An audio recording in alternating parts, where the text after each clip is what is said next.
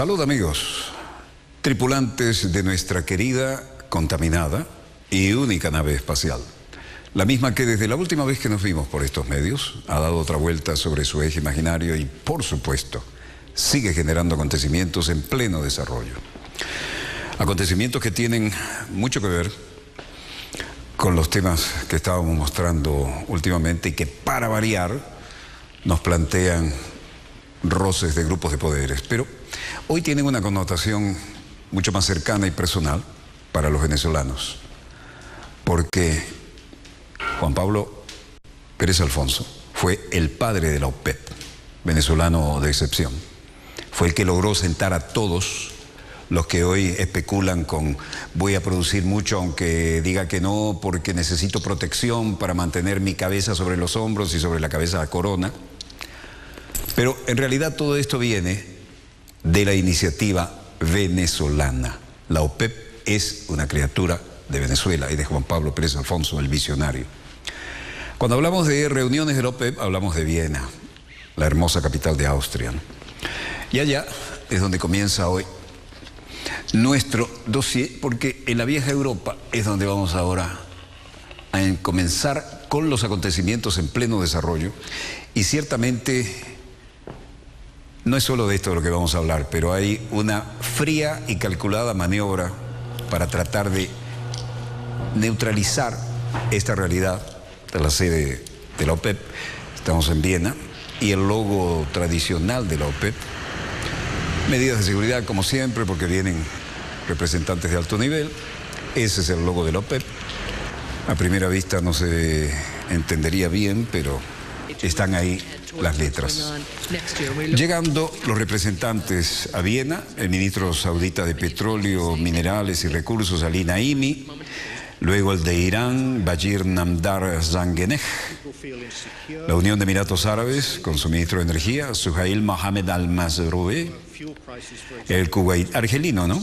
También, Youssef Araiben, Kuwait, ministro de Petróleo, Ali Saleh Al-Omair, también llegando, los ministros de delegaciones que forman parte de la reunión que arrancó para discutir si se recorta o no la producción. Esa era la lógica en esta situación de mercado. La docena de socios de la Organización de Países Exportadores de Petróleo OPEP ha comenzado hoy en Viena una reunión ministerial en la que debatirán sobre la conveniencia de cortar o no su producción para intentar detener la caída de los precios. En esta oportunidad, de las más importantes de la OPEP de los últimos años, está marcada por un precio de crudo inferior a los $80, y esto representa el más bajo de los últimos 4 años. Ahora, ¿alguien puede explicar si los miembros de la OPEP son los que tienen la sartén por el mango? ¿Quiénes de estos señores está superproduciendo para recibir a cambio protección de los centros de poder? Esto es algo que diplomáticamente no se puede decir, pero como productor de este programa y como ciudadano venezolano, lo digo. Aquí hay gato encerrado. Pero en fin, la unidad sobre todo, ¿eh?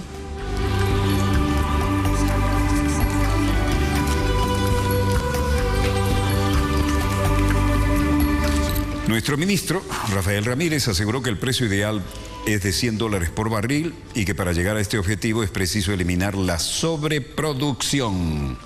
No dijo quiénes la están haciendo. El ministro estimó ese exceso de crudo en unos 2 millones de barriles de crudo al día. Y Ramírez, que hasta hace poco era responsable de la cartera de petróleo en nuestro país y de la empresa PDVSA, aseguró que estaría dispuesto a apoyar un recorte de 1,5 millones de barriles, un 5% de la actual producción conjunta de 30 millones.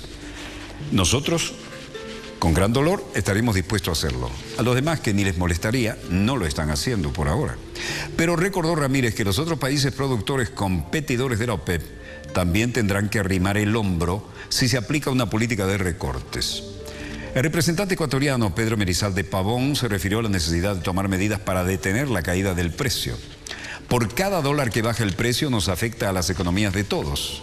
Tenemos que alcanzar un balance para que sea beneficioso para productores y consumidores, dijo el ministro ecuatoriano. Merizalde Pavón indicó que es posible llegar a un consenso entre las distintas posturas de los socios y advirtió que la caída de los precios puede acabar afectando incluso a la inversión. Como todos saben, la producción es rentable, pero por cada dólar que usted baja, deja de tener ingresos y el mercado dará el precio final. Habrá algunos campos de extracción que determinados precios ya no serán rentables. El shale gas determinará el piso del precio, depende de cuánto les cueste a los que lo están explotando, ese es el límite. Si bajan a 70, 80 dólares, esas producciones tienen que desaparecer porque nadie está en el negocio para perder. Frente a la postura de recortar producción, Arabia Saudita se ha mostrado en los últimos días escéptico sobre la necesidad de aplicar ese recorte. Qué casualidad, Arabia Saudita es la que se muestra escéptico. Su ministro de Petróleo, Ali Al-Naimi, aseguró ayer que el mercado acabará estabilizándose por sí mismo. Al-Naimi fue el único ministro que no quiso hoy hacer declaraciones a la prensa sobre la posible decisión que se vaya a tomar.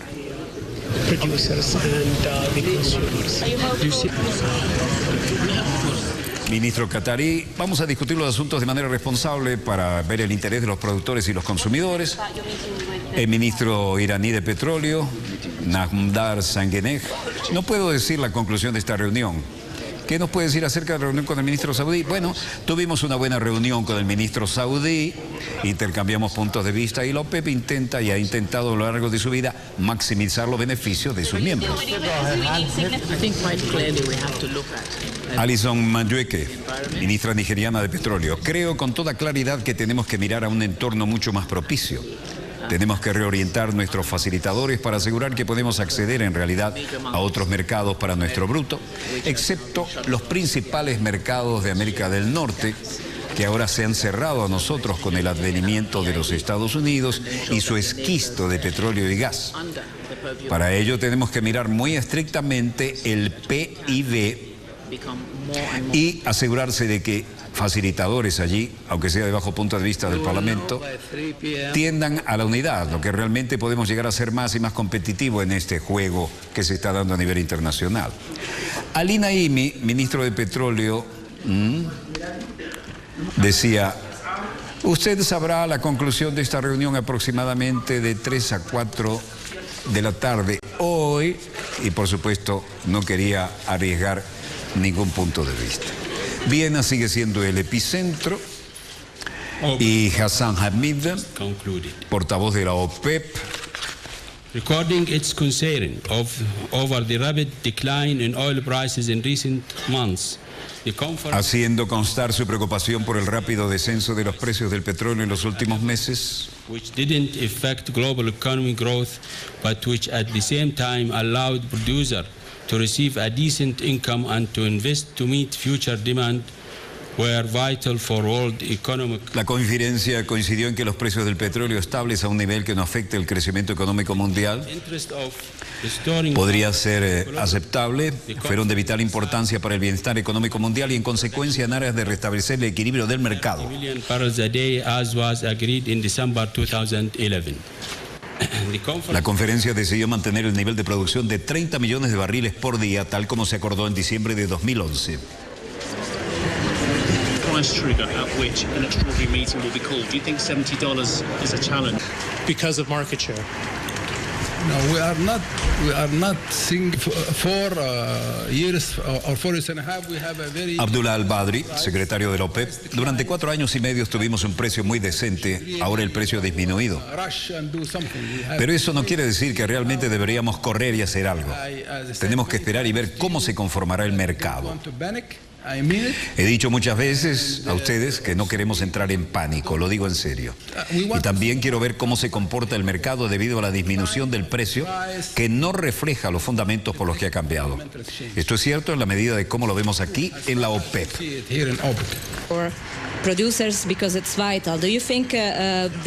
Abdullah Al-Badri, ante otra pregunta, dice, un precio justo es donde podemos invertir, donde tenemos ingresos decentes y donde los consumidores van a ser felices también.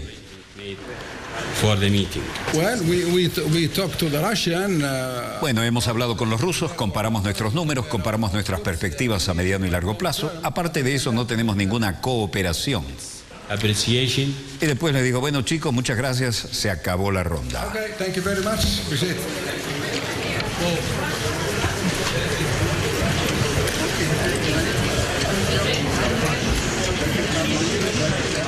La OPEP mantiene su nivel de producción petrolera y el canciller Rafael Ramírez, un hombre experto y más que experto en petróleo, daba declaraciones hoy y era suficientemente directo sobre la posición constructiva que hay que tener. De trabajo y previo estuvimos algunos días discutiendo. Ha terminado esta reunión ordinaria, conferencia ministerial de la OPEP. Tenemos una decisión que es de consenso, una decisión que luego de grandes debates de la situación del mercado consiste en mantener nuestro techo de producción, reducir la sobreproducción de petróleo hasta un techo de 30 millones de barriles. Explico. Nosotros desde diciembre del 2011 hemos decidido mantener la producción de la OPEP en 30 millones. Lo que habíamos observado en el mercado es que había una sobreproducción de al menos 500.000 barriles diarios de petróleo y hemos decidido mantenerlo en 30. Luego vimos los distintos factores que están afectando al mercado. La caída del precio, un 30% del mes de junio hasta ahora, y esperamos que con esta decisión podamos tener los elementos para seguir monitoreando el comportamiento del mercado y acordamos que el presidente de la conferencia, que este año 2015 le corresponde a Nigeria, bueno, dada la necesidad, convocaría alguna reunión para nosotros seguir evaluando de cerca qué está pasando con el petróleo. Bueno, entiendo que a partir de ahora los diferentes países van a posicionar sus posturas para luego trabajar sobre todo este primer trimestre, el de enero. ¿Cómo se presenta este trimestre para Venezuela? Bueno, mira, el mercado mundial del petróleo tiene algunos temas que son de lo que llaman los fundamentos del mercado, los principios del mercado. Tiene que ver con la severa crisis económica de las grandes economías desarrolladas, sobre todo la europea, que sigue arrastrando hacia una disminución de la demanda. Tiene que ver con nuevas ofertas de petróleo, el petróleo de esquistos, que ha logrado introducir importantes volúmenes al mercado, y tiene que ver definitivamente, y tal vez lo que tenga más peso, con factores geopolíticos, ¿no?, que juegan en presionar a través de la vía económica, la vía petrolera, bueno, sanciones contra países o situaciones de desestabilización.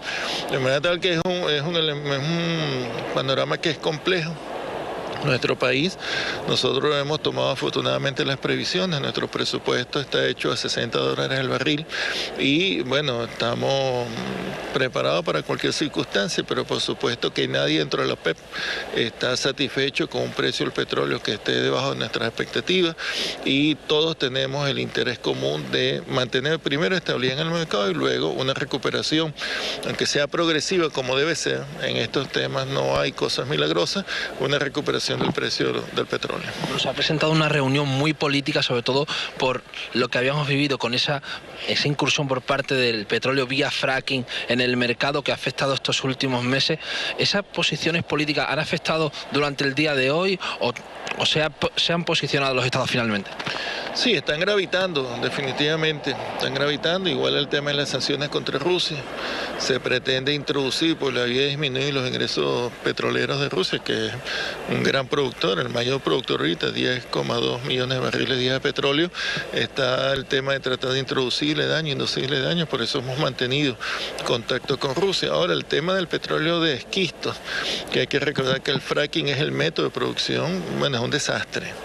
Es un desastre desde el punto de vista ambiental, provoca severos daños a lo que son los acuíferos de Estados Unidos, que es donde se está produciendo de esa manera, el único país donde se está produciendo en cantidades apreciables y tiene una vida, una duración muy corta, son picos, son formaciones que están atrapadas en las rocas, las fracturan con alta presión utilizando químicos, de manera tal que nosotros creemos que esa manera de producir petróleo es insostenible en el tiempo, no solamente desde el punto de vista ambiental, sino incluso desde el punto de vista de los precios, ¿no? Los niveles de precios que hemos venido observando han permitido que estos barriles entren a jugar al mercado. Lógicamente, con una baja del precio del petróleo se va a imponer entonces la producción de los países que somos más eficientes. Yo, por ejemplo, te pongo en el caso venezolano, que lo conozco con detalle. Producir un barril de petróleo en la faja petrolífera vino con niveles técnicos de producción, $1,5 el barril. Después, con el mejoramiento, $6. Nosotros no superamos los $7,5 de costo de producción. Pero entonces ahora, con esta situación se va a producir un reajuste en el mercado y nuevamente aquí la OPEP tiene una gran potencia porque el 70% de las reservas están en los países OPEP y somos grandes productores de petróleo por métodos convencionales. La OPEP es un organismo internacional que se creó también para tener un precio justo de los precios del barril y también de las exportaciones del petróleo. ¿Se está consiguiendo o se va a conseguir que se estabilice ese precio finalmente a corto o a largo plazo? Bueno, uno de los elementos desde que arribó la Revolución Bolivariana es trabajar para el fortalecimiento como un mecanismo válido de los países productores para defender nuestros recursos naturales, recurso natural no renovable y que se agota. De manera tal que la estabilidad del mercado petrolero es un elemento fundamental en nuestra política. Nosotros, la historia del precio del petróleo siempre ha estado abordada por ciclos de subidas, bajas del precio, y lo que ha demostrado la experiencia es que a nadie le conviene un precio bajo del petróleo, porque un precio por debajo, como fue la crisis de los años 80, los 90, sencillamente lo que hace es desestimular las inversiones en el sector y al final viene un ciclo de precios altos porque no hay suficiente capacidad instalada.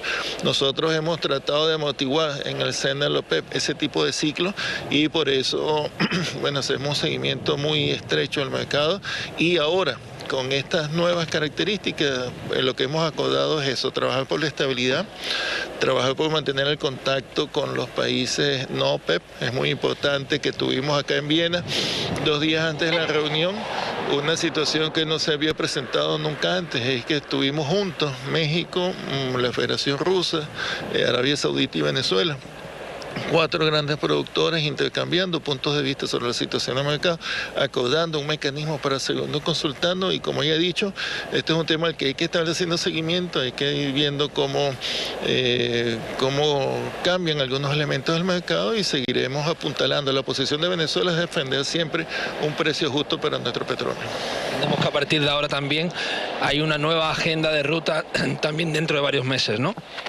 Sí, bueno, vamos a estar en permanente contacto. Afortunadamente Venezuela tiene una característica especial, que es que podemos hablar con todos los países. Nosotros tenemos excelentes relaciones con todos los países miembros de la OPEP, hablamos de manera franca y somos recibidos en todas partes porque siempre somos un país de consenso y un país con un liderazgo muy importante, un liderazgo que ha construido la Revolución Bolivariana durante todos estos años y todos saben que nosotros fijamos posiciones en defensa de los intereses colectivos, así es que vamos a ir avanzando. Hay un tema que tal vez ha sido un cambio o un factor distinto de la situación que teníamos en el año 99, que bueno, se ha venido desarrollando una estrategia para afectar a la OPEP ya no como organización, sino individualmente por países, es decir, la situación de Libia es una situación políticamente muy compleja, muy compleja, luego de la invasión y el desastre que haya sucedido. Bueno, tiene un problema de gobernabilidad.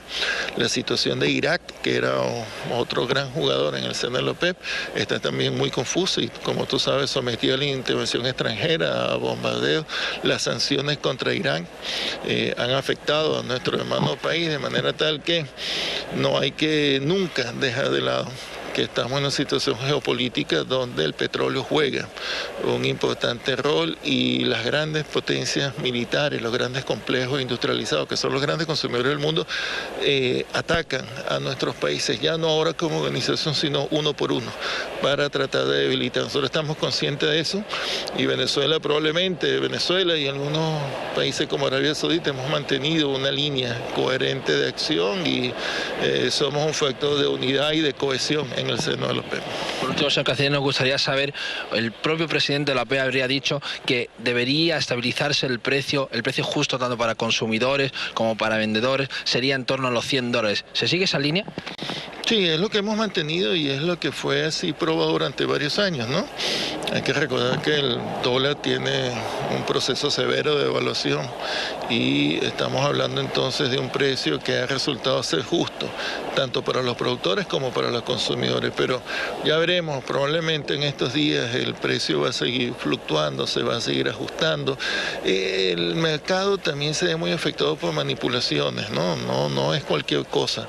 La manipulación financiera financiera, hay medios, agencias que se dedican a especular con la caída de los precios, entonces compran contratos a futuro, especulan con los precios, después venden, compran. Es una especulación que es un mecanismo típico que nosotros rechazamos del sistema capitalista mundial, pero existe y está jugando. Entonces por eso hay que tener mucha calma, hay que seguir monitoreando el mercado de cerca, y la OPEP es la organización más adecuada para convertirse en marcador de lo que es la situación petrolera a nivel mundial. Bueno, como ustedes pueden ver, ya en la gélida Viena a esta altura del año, no podíamos tener mejor informador que el titular de la Cancillería, pero además el espectro petrolero que ha manejado toda la PDVSA, Petróleos de Venezuela, y señalándonos la situación. París, y se vuelve otra vez característica y pintoresca la protesta de los hombres del campo. ¿Por qué están las ovejas frente a la Torre Eiffel? Eiffel deberíamos decir por el origen del apellido de su diseñador y constructor, ¿no? Pero allá le dicen la Torre Eiffel. Cuando protestan, los criadores franceses se van al ombligo de Francia, ¿no? Y hacen sentir su malestar. Luc Etelin, un criador de ovejas, daba la razón de lo por qué estaban allí, ¿no? Y decía: estoy aquí porque hemos sentido suficiente lobos en nuestra tierra. Y nosotros que criamos son ovejas, no nos gustan los lobos. Una metáfora que tiene su costo político y ya verán por qué. Nosotros trajeron las ovejas, sino también el heno para alimentarlas frente a la gran dama. Sí, salvamos a los lobos, pero matamos a lo bueno.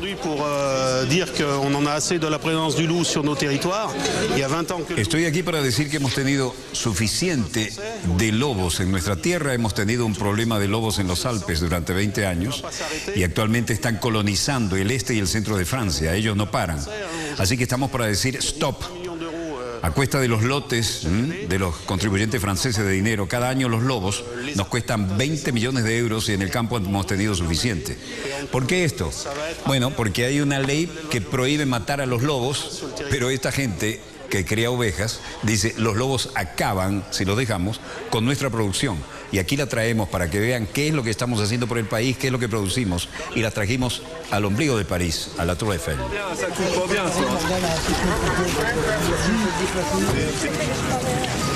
El presidente de la Federación Nacional de los Criadores de Ovinos, Serge Préverot, decía: este corderito ha perdido a su madre, quien fue asesinada por un lobo. Así que estamos pidiendo a la comunidad, ¿qué se supone que debemos hacer? Necesita a su madre para alimentarse, pero hoy en día su madre ha muerto porque el lobo la mató. Esa es la explicación que queremos ofrecer hoy a esta plaza parisina, que la locura de estos lobos no es compatible con el mundo de los animales de cría. Nuestras ovejas hacen el paisaje que te gusta, dice esa pancarta. Y a modo de protesta, se vinieron con las ovejas a la Torre Eiffel. Los ganaderos ovinos procedentes de varias regiones de Francia organizaron esta manifestación para reclamar autorización para matar lobos. Queremos mostrar a los poderes públicos lo absurdo del lobo, ya que no logramos proteger nuestros rebaños. Vamos a pedirle al gobierno que los guarde él, y aquí se los trajimos. Eso dijo Serge Préverot, presidente de la Federación Nacional Ovina. Vaya, ahí está la gran dama, 1.665 escalones, 312 metros y un poco más, según la antena que midamos y la bandera. Ahí no pudo subir Hitler cuando conquistó París, ¿no? Tuvo que tomarse la foto en contraplano desde el Trocadero, porque los trabajadores le dijeron: acá no vas a subir, tomaste Francia, pero trancaron todo. Bueno, hay otros temas importantes en Europa que vamos a compartir con ustedes, y aquí están.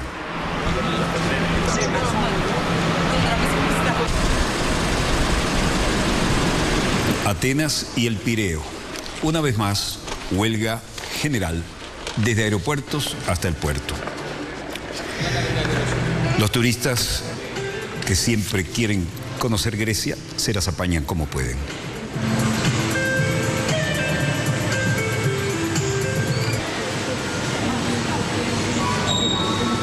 A la izquierda pueden ver todos los vuelos cancelados. Y las cosas no están mejores en otras áreas fuera de los aeropuertos. Los turistas, como de costumbre, son los que llevan la pauta cuando esto ocurre, y los que se ven estancados en un aeropuerto, bueno, paciencia y buscar la manera de distraerse. Un turista estadounidense de Nueva York, Brett Erskine, dice: espero que esto esté haciendo bien a alguien. No es que nos hace ningún bien a nosotros, pero me doy cuenta que hay algunos problemas que deben abordarse y hay que esperar que los políticos se ocupen de ellos, ¿no? Mientras tanto, ¿qué vamos a hacer? Hopefully the politicians will address them. Está el puerto del Pireo, todo paralizado, ¿no? Mientras tanto, una manifestante del lado de los desempleados, Nina Venturi, decía: deberíamos, miren esos catamaranes que normalmente llevan cantidad de gente y hacen mucho dinero, ahí están, amarrados a puerto. Y los trenes, no se diga, no hay alternativa. Quien no tenga un vehículo propio está varado en la capital griega y en todo el país. Entonces, Nina Venturi decía: deberíamos haber dejado el rescate de ayer, es un callejón sin salida, pero tenemos que salir de él. Estamos teniendo una crisis humana, nos estamos hundiendo, estamos en bancarrota y parece que no queremos admitirlo. Los que tienen combustible todavía en el tanque se mueven, los que no caminan para manifestar solidariamente su protesta, y esta es la consecuencia del paquetazo neoliberal al mejor estilo que le aplicaron sin anestesia a los griegos. Recuerdan que algo así provocó el super Caracazo nuestro y después se repitió en cada ciudad importante de América Latina, ¿no? Como si recordáramos la frase del himno: seguid el ejemplo que Caracas dio. Aquí está Nina Venturi: debemos haber dejado el rescate de ayer. Esto es un callejón sin salida y tenemos que salir de él. Esto es una tremenda crisis humana y nos estamos hundiendo. Georgios Malaquías dice: si nos sentamos a esperar a que hagan algo por nosotros, entonces no hay esperanza. Si no hacemos algo para que puedan ver que estamos aquí y no vamos a aceptar falsas promesas, entonces van a hacer con nosotros lo que quieran. Y los carteles decían: nuestra paciencia ha terminado. Esta coalición de catástrofe, se referían al gobierno, debe salir y debe salir ahora. Y terminamos este primer segmento de nuestro dossier. Ya están las temperaturas bastante bajas aún en Atenas y ciertamente no vemos en los monitores satelitales de nuestros servicios habituales nada que mejore lo que hemos mostrado. Vamos a los mercados. Muchas gracias, señor coordinador. Aquí están, fresquitos y recién llegados, los datos. Precio del crudo venezolano estable a $68.97. Baja la cesta OPEP a 73,70. El West Texas en la misma tendencia a 72,32. Y el Brent también a la baja a 76,43. El precio del oro también a la baja, 1.190,20 la onza. El precio del café a la baja, 194,08. El precio del cobre a la baja, 6.649 la tonelada. El níquel, 16.230 la tonelada, pero al menos cierra bien. Y la soja a la baja, 384,71, 384,71 la tonelada. El euro sigue 1,24. Ahora, ¿por qué todo este revuelo? Los grandes países millonarios del Golfo, por decir alguno, Kuwait, se arregla con un barril de petróleo a $60 y le va bien, no tienen problema. Pero Irán no puede arreglar sus cuentas con menos de $140 el barril.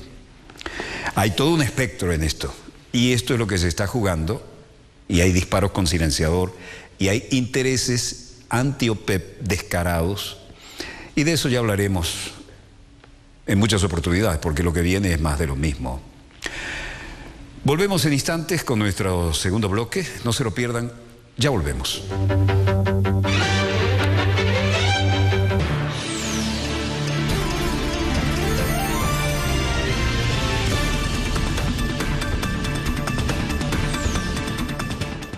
El oyuquito con charqui es el plato más antiguo de la gastronomía peruana.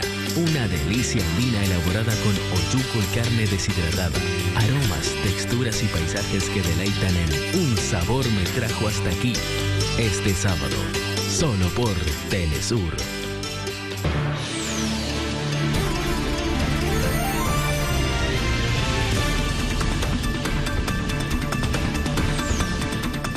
Volvemos con más acontecimientos en pleno desarrollo y quiero compartir con ustedes algo que dijo un gran amigo y colega. Estados Unidos buscará expandir sus bases militares en América Latina. Vaya novedad. Ya sabemos que hay gente que, en mengua de su soberanía, no sabemos en qué mala hora, aceptaron, por ejemplo, 7 bases gringas, la hermana República de Colombia, cuando nos negamos soberanamente con el presidente eterno comandante Hugo Chávez Frías, a tener bases de F-16, que sí nos la pidieron a nosotros los estadounidenses. Dijeron, no, nosotros tenemos nuestro F-16 y nuestras bases, y aquí no tenemos por qué tener bases extranjeras. Esta es la patria de Bolívar. Bueno, ¿a dónde se fueron? Inmediatamente a las islitas. Lo de islitas no es peyorativo, son hermosísimas además, que dependen del Reino de Holanda, que es OTAN. Y buscaron la vuelta. Hay gente que tiene los pantalones de un tamaño y otros de otros, y consiguieron bases, 7 y el derecho a usar todas las otras, y lo hemos visto, bueno, desde Palmerola, que nos tocó en plena Guerra Fría, hasta para allá. Hay muchos que se olvidaron de la soberanía y de la patria grande. Miren lo que dice ahora el colega y amigo Atilio Borón. La mayoría republicana en el Congreso de Estados Unidos, que dictará sus leyes desde enero próximo, y un hipotético presidente republicano que reemplazaría a Barack Obama, intentarán promover la expansión de las bases militares estadounidenses en América Latina. Más bases. Depende de quién se deje bajar los pantalones, ¿no? Cuba lucha imperturbablemente contra la base que ya sabemos que tienen. Así lo pronosticó el politólogo argentino Atilio Borón en una entrevista concedida a un programa de la emisora Radionauta. El experto cree que para los políticos estadounidenses esta región, más allá del discurso oficial, que es muy mentiroso y es por lejos la más importante del mundo, eso lo deja claro la historia posterior a la Segunda Guerra Mundial, ya que cambios en la administración o la composición del Congreso no han modificado la línea que tradicionalmente Estados Unidos tiene hacia aquí, hacia la patria grande, hacia América Latina, como le llaman ellos, ¿no? Veamos, estos temas lo habíamos dejado ya claramente establecidos, lo que dice ahora Atilio Borón, en una entrevista que le hicimos aquí, en este mismo set de Dossier. Queremos compartirla con ustedes para que vean que cuando decimos acontecimientos en pleno desarrollo, a veces también siguen muy vigentes. Y aquí tenemos al querido amigo y colega Atilio Borón en esa oportunidad en la que en este mismo set ya adelantábamos algo de lo que ahora se está cocinando. Ellos nos engañan, eso por supuesto no lo dicen los medios que reproducen la visión idílica que el imperio quiere darse. No, pero cuando les conviene son realistas, ¿no? Son muy realistas. Y puertas adentro. En los documentos internos son muy realistas. Y por eso dice, por ejemplo, una de las conclusiones de ese mundo tan complejo, multipolar en lo económico, unipolar en lo militar, que tenemos que prepararnos para un largo periodo de guerras en las más distintas regiones del planeta. De ahí que lo que Bush anunció después del 11 de septiembre, guerra infinita, guerra preventiva, sea doctrina oficial. No es un exabrupto de Bush, sino que es realmente la ratificación, la condensación de una convicción muy profunda entre los principales intelectuales del establishment, los principales estrategas militares, ¿verdad? No, incluso...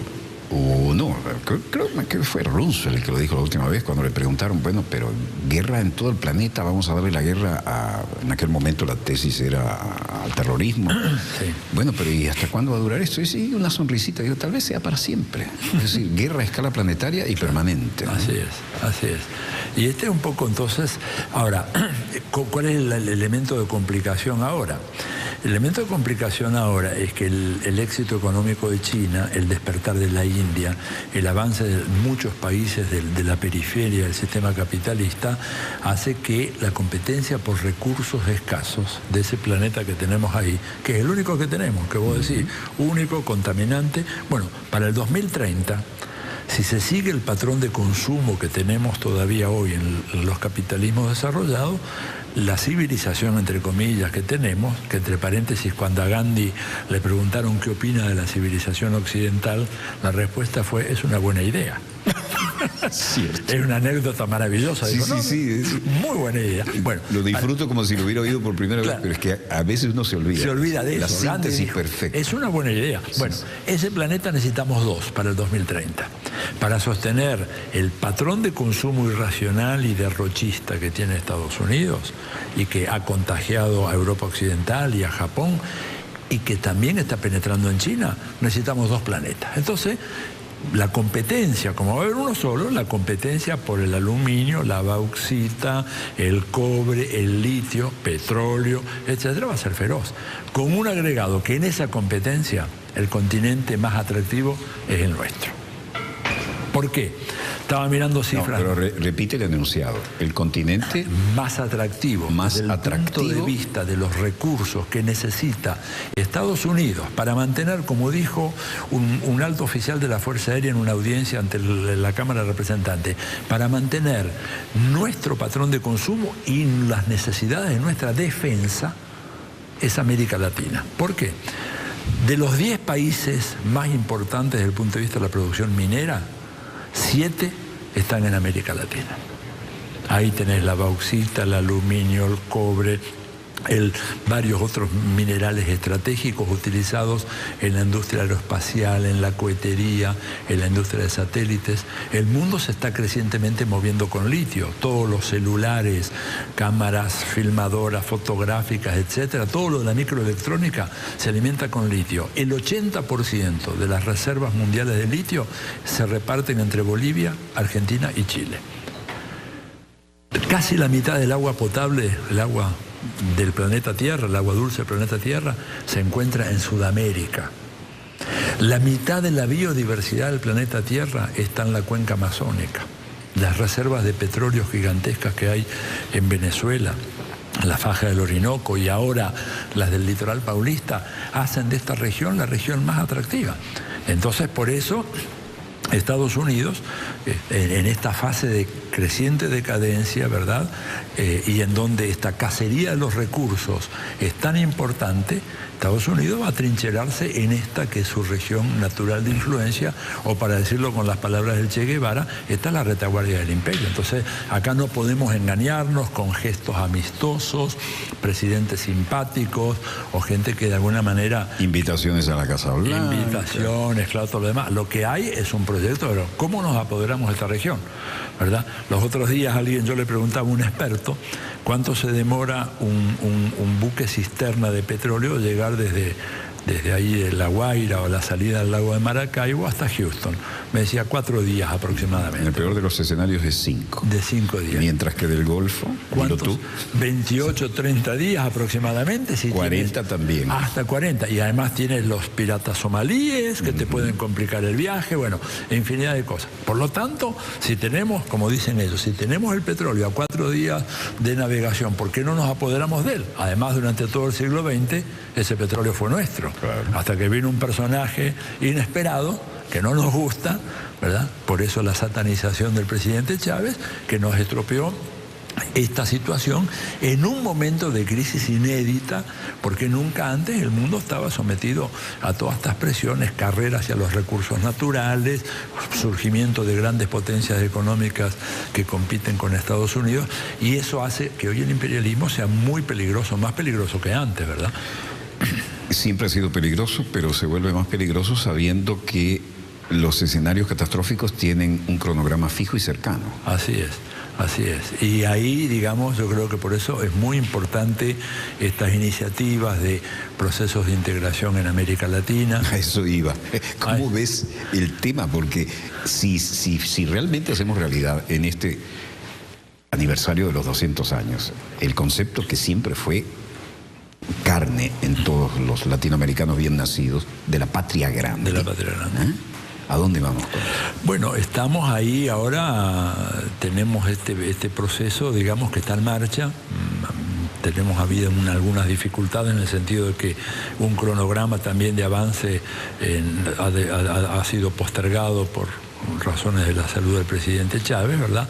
De todas maneras se piensa que en el segundo semestre del año se va a concretar eso. Es la gran apuesta que tenemos en América Latina, porque los europeos se dieron cuenta, después de la Segunda Guerra Mundial, que si no iban hacia un proceso de integración no tenían futuro. Alemania y Francia, que habían estado guerreándose durante 1000 años por lo menos, se dieron cuenta que había que poner fin a eso, porque de lo contrario desaparecían, ¿verdad? Eran inviables como naciones. El símbolo del pragmatismo es trabajo conjunto franco-alemán. Absolutamente. Porque no hay otro más paradigmático en el ámbito europeo. Absolutamente. Y era además el conflicto franco-alemán había sido el eje de todos los... el eje de todas las desgracias europeas, de todas las guerras durante 1000 años.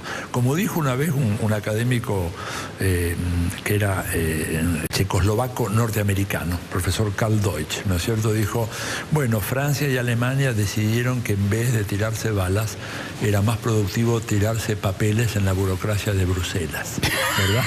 Que era mejor para ellos, que era más inofensivo y que convenía hacer eso, o sea, montar una gigantesca burocracia, sí, ¿verdad?, que hiciera una guerra de papeles, de documentos, de memorando, etcétera, en lugar de hacer lo que habían hecho durante 1000 años. Bueno, nosotros tenemos que aprender esa lección.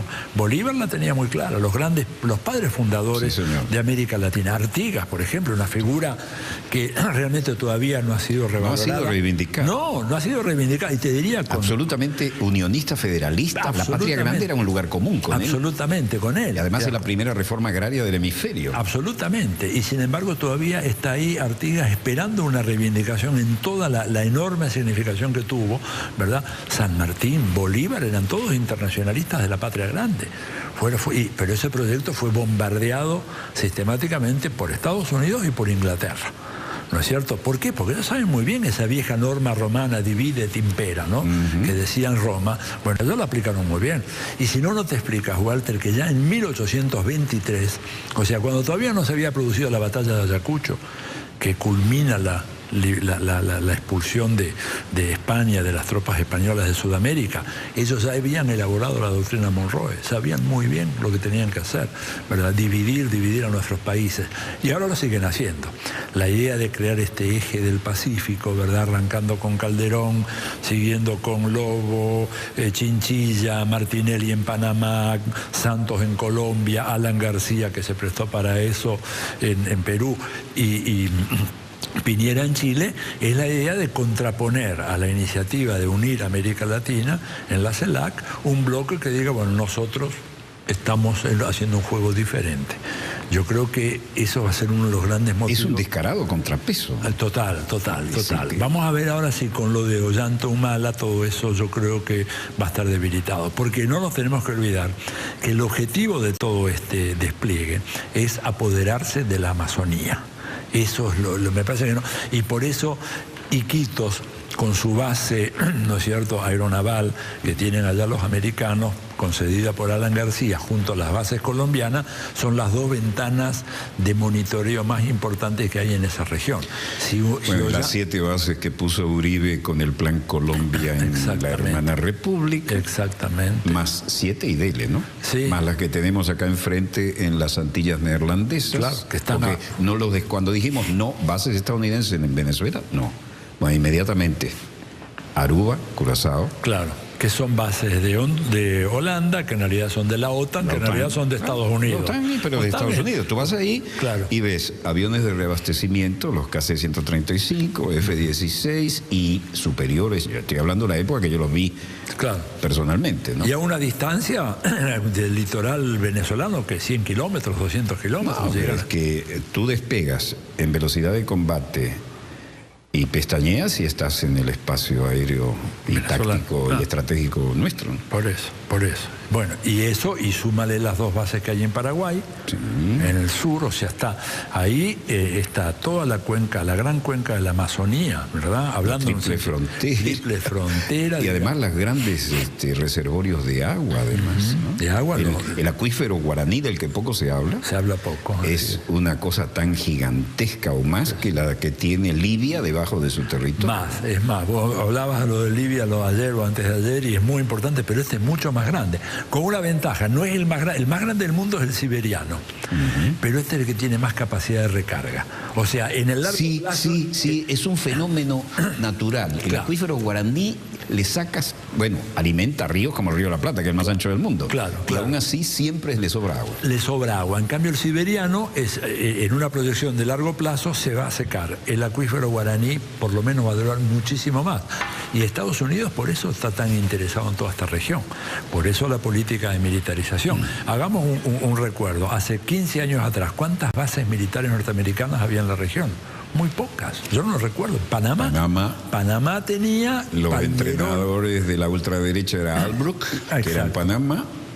Y Palmerola en los 80. Palmerola, que la conocí en plena situación de conflicto en Centroamérica. Así es. Ahora le cambiaron el nombre y le pusieron Soto Cano en homenaje a un piloto muy famoso en una de las confrontaciones fratricidas entre hermanos.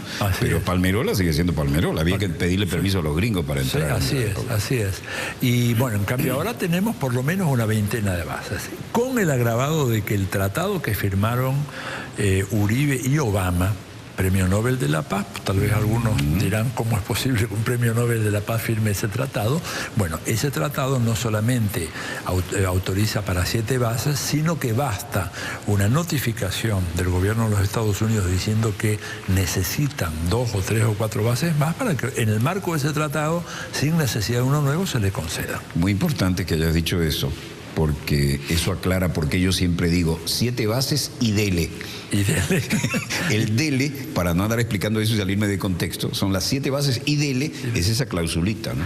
O uno podría decir en buen venezolano 7 bases y pa'lante. Y pa'lante, ¿no? Realmente, gente que, o sea, y con otro agregado. Pa'lante y no es palanquero, que es una de las bases. Exactamente. Tú sabes que nosotros escribimos un libro con una colega, que es Andrea Blachowicz, se llama El lado oscuro del imperio, y en ese libro lo que veíamos, por ejemplo, que el tratado firmado por Uribe y Obama, garantiza, entre otras cosas, que Colombia abdica de su derecho a inspeccionar cualquier cargamento que entre o salga del territorio colombiano.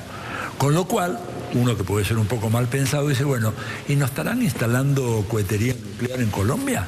¿Por qué no?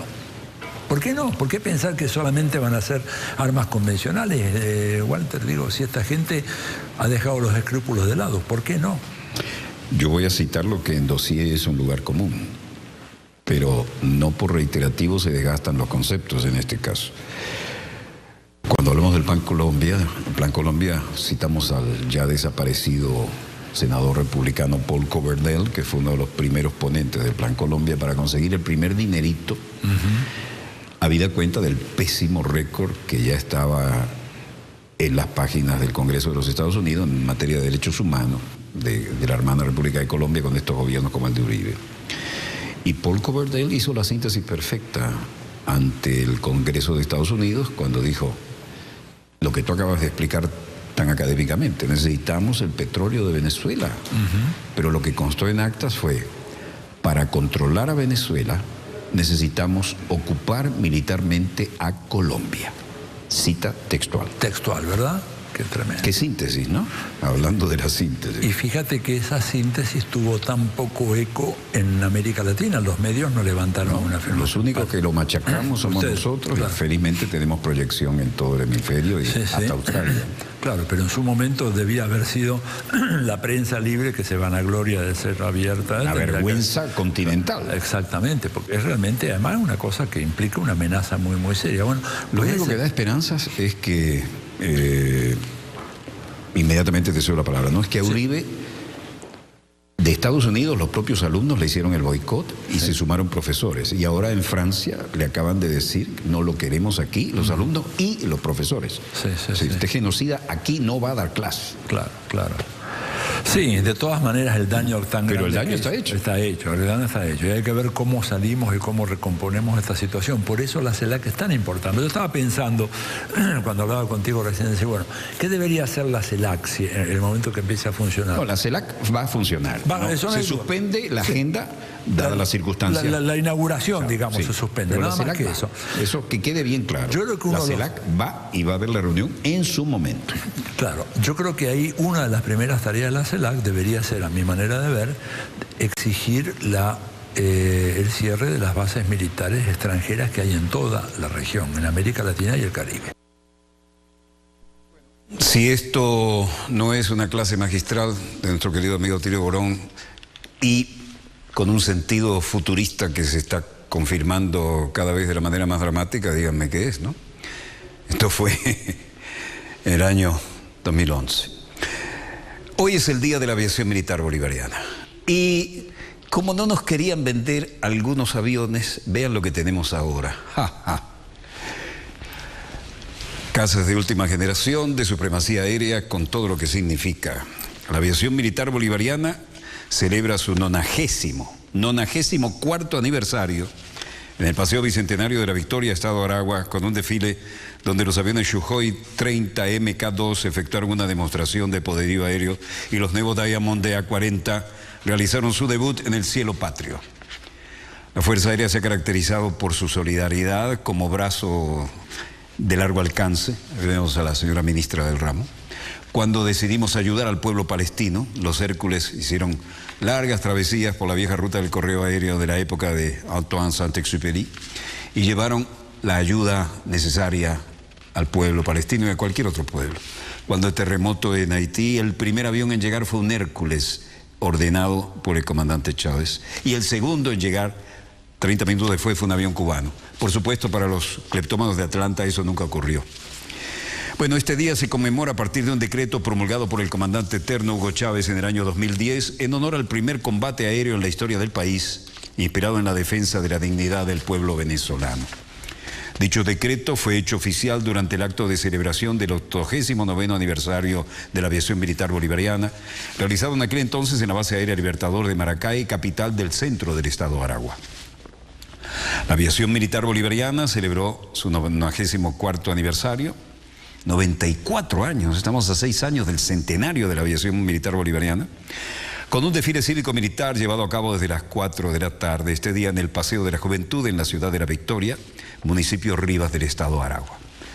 Las y los cadetes de la aviación militar bolivariana marcaron la generación de relevo. El ciudadano general en jefe, ministro del Poder Popular para la Defensa y comandante estratégico operacional de la Fuerza Armada Nacional Bolivariana, en ocasión de celebrarse el 94º aniversario de la aviación militar bolivariana y el 22º aniversario de los eventos históricos ocurridos el 27 de noviembre de 1992. Ciudadano Mayor General Eutimio José Criollo Villalobos, comandante general de la aviación militar bolivariana.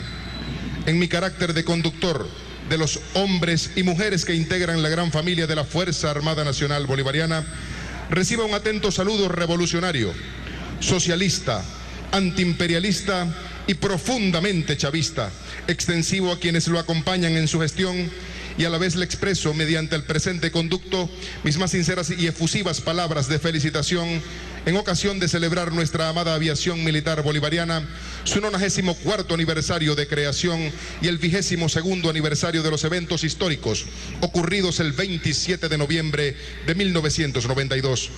Con júbilo y legítimo orgullo, las damas y caballeros del aire, al calor afectivo del pueblo venezolano, conmemoran en este día dos motivos sustantivos que han marcado el devenir histórico de la institución aérea. El 10 de diciembre de 1920, fecha en que fue instalada la Escuela de Aviación y que dio origen a la aviación militar y la aviación civil.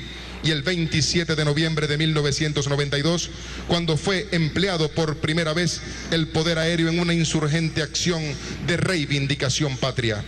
La nueva aviación militar bolivariana amplía su horizonte para el accionar institucional, despliega sus alas y extiende su vuelo de solidaridad humana por el espacio abierto de la sociedad venezolana, de América y del mundo, acompañando al pueblo en sus luchas de dignidad, como se evidencia, por ejemplo, en el combate que el gobierno revolucionario, con el apoyo popular, ha emprendido contra la guerra económica, así como 1000 batallas más que a diarios libran los audaces aviadores militares en defensa de nuestro espacio aéreo y en acciones que coadyuvan al desarrollo nacional.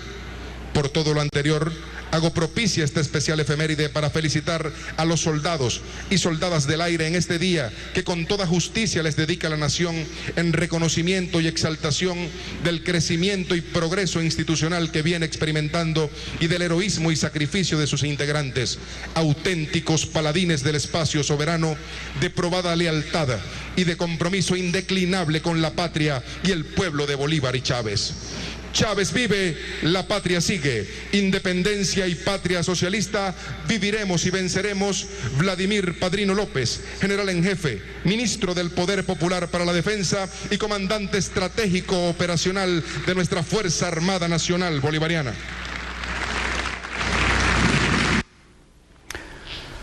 Bueno, Esta es la generación de relevo y ciertamente no carecemos de lo necesario para defender los cielos patrios, para nada.